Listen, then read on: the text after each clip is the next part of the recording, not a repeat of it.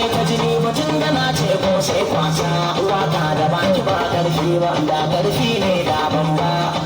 Jamilu jeje wai na dan masani can ya wuri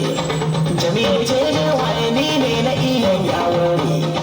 kwanci a tashi kani na iso na sabo kwasto yau na leko fada da mutum mai alwarma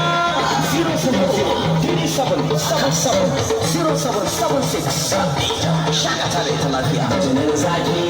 tafiyar ka ta Allah ce maginan kai su ce